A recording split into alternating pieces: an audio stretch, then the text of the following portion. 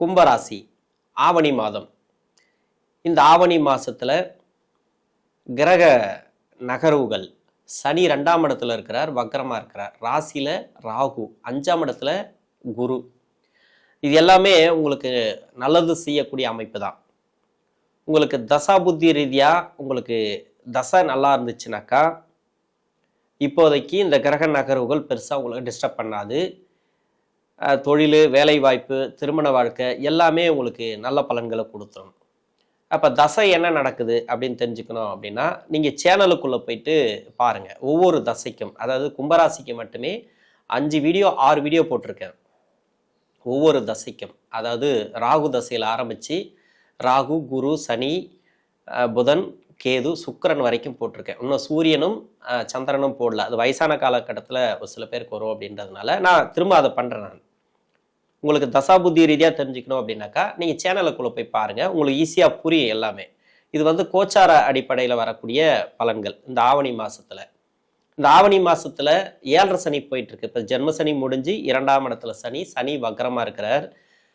என்னதான் இருந்தாலும் என்னை பொறுத்த வரைக்கும் 7.5 சனி நடக்கும்போது கிரக நகர்வுகள், அதாவது குரு பயிற்சி, ராகுகேது பயிற்சி, மற்ற செவ்வாய் பயிற்சி, சுக்கிர பயிற்சி, இது மாதிரி நிறைய நம்ம சொல்லிக்கலாம். ஆனால் பலன்கள் என்னவோ தசாபுத்தி படி தான். அது மட்டும் இல்லாமல் 7.5 சனி வந்துச்சுனாக்கா 7.5 சனி மட்டும்தான். உங்கள் சுய ஜாதகத்தில் சனி பகவான் எப்படி இருக்காரு, என்ன ஆதிபத்தியம் வாங்கியிருக்காரு, இப்போ என்ன பண்ணுவார், 2ஆம் இடத்துலேருந்து என்ன பண்ணுவார், அதுதான்.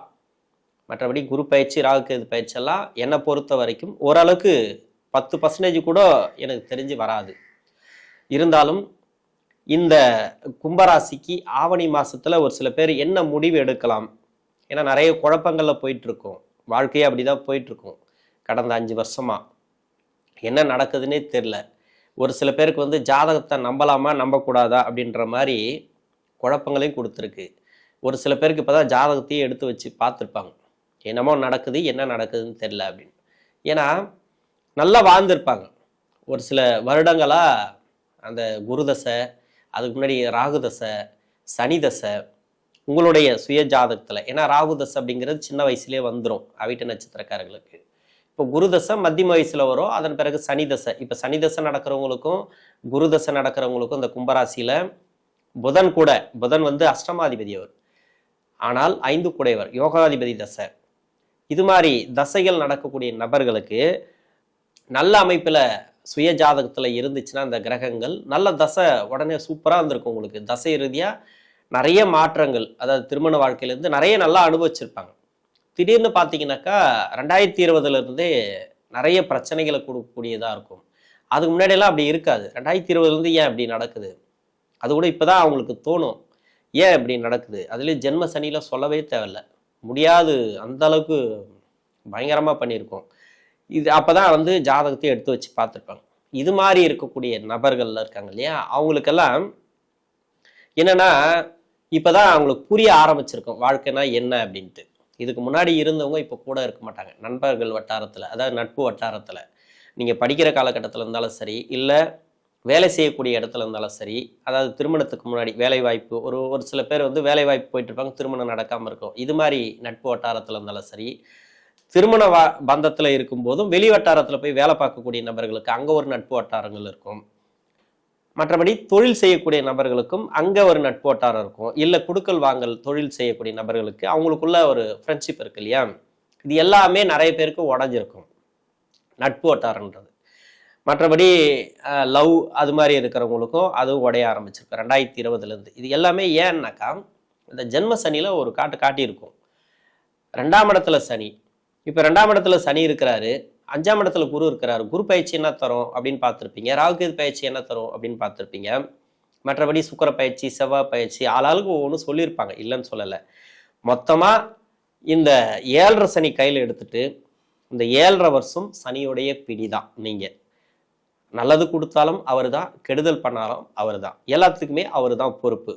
ராசியாதிபதி அவர் யோகத்தை கொடுப்பாரு, ராசியாதிபதி நல்லதான் செய்வாருன்னு சொல்லிக்கலாம் ஒரு ஆறுதலுக்கு, அவ்வளோதான். அது மாதிரிலாம் கிடையாது.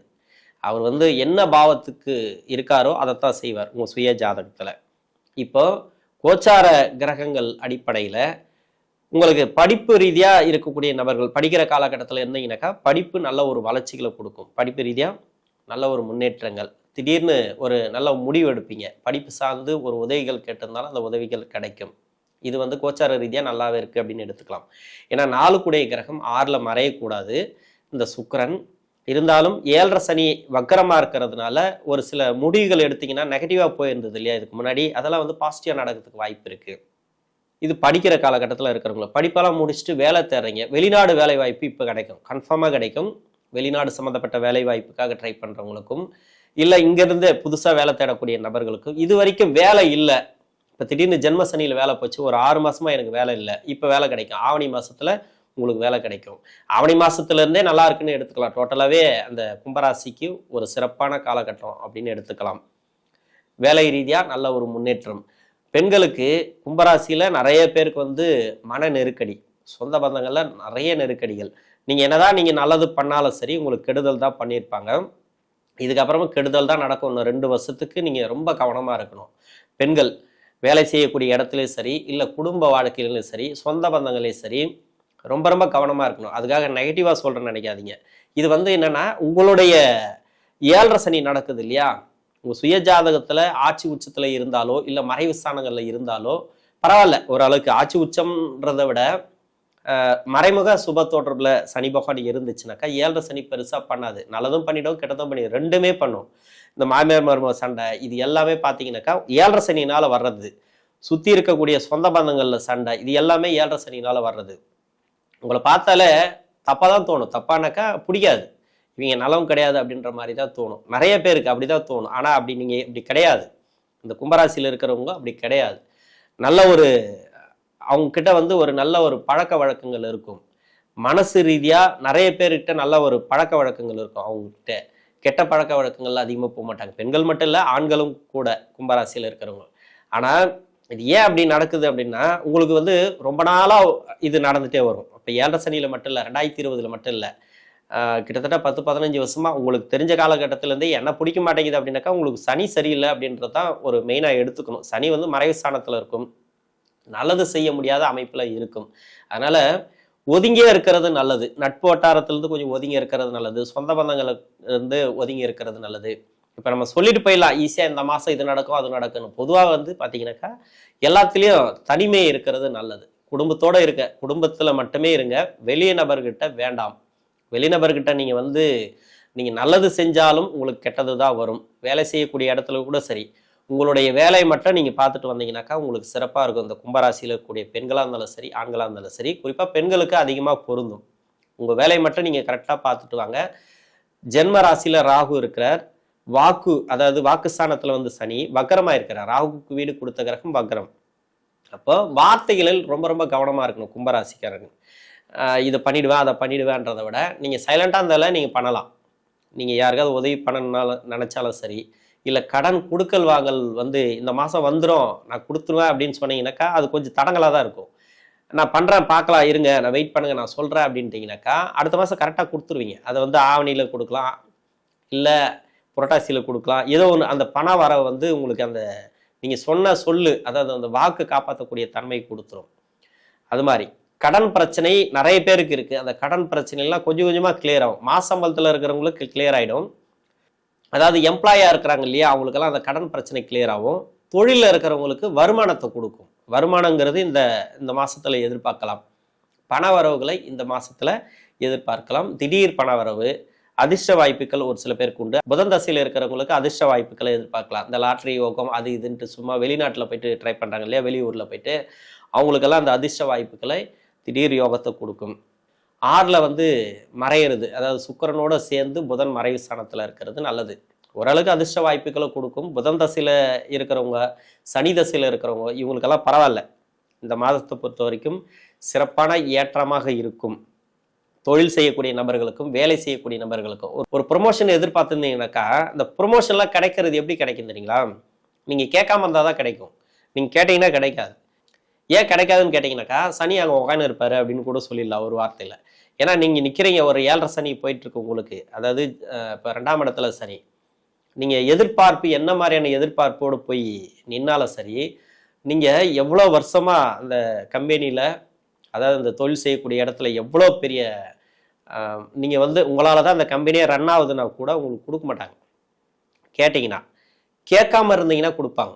இவர் பாவம் ரொம்ப நல்லா கஷ்டப்படுறாப்புல, ஒரு 6 மாதம் கூட ஆயிருக்கலாம் வந்து நீங்கள் வேலையில், இல்லை பல வருஷமாக இருக்கலாம், உங்களுக்கு ஒரு ப்ரொமோஷன் கொடுக்கணுமா அப்படின்ட்டு தோணும். கேட்காம இருந்தால் கிடைக்கும், கேட்டால் கிடைக்காது. நான் நிறைய பேர் பார்த்துருக்குறேன். அப்போ 2 வருஷத்துக்கு மட்டும்தான், எப்பவுமே அப்படி கிடையாது. எப்பவுமே கேட்காம இருக்கணுமா? அப்போ நான் வந்து கஷ்டப்பட்டே இருக்கணுமா? நான் என்ன அப்படியா உங்களுக்கு இது மாதிரி கஷ்டப்படுறான்? அப்படிலாம் ஒன்றும் கிடையாது. எனக்கு எதிர்பார்ப்புகள் இருக்குது. ஒரு பதவி உயர்வு கிடைச்சாதான் எனக்கு சம்பள உயர்வு கிடைக்கும், அதை வச்சு நான் குடும்பம் ரன் பண்ண முடியும் அப்படின்னு நீங்கள் சொல்லலாம், இல்லைன்னு சொல்லலை. இது வந்து 7 சனி மட்டுமே. நீங்கள் கேட்காம இருந்தால் எல்லாமே கிடைக்கும் உங்களுக்கு. இது மாதிரி கும்பராசியில் இருக்கக்கூடிய நபர்கள் கொஞ்சம் கொஞ்சமாக நகர்த்திட்டு போங்க. இந்த 2 வருஷம் எப்படியாவது நகர்த்திட்டீங்கன்னாக்கா உங்களை ஜெயிக்கிறதுக்கு ஆளே இல்லை. நன்றி.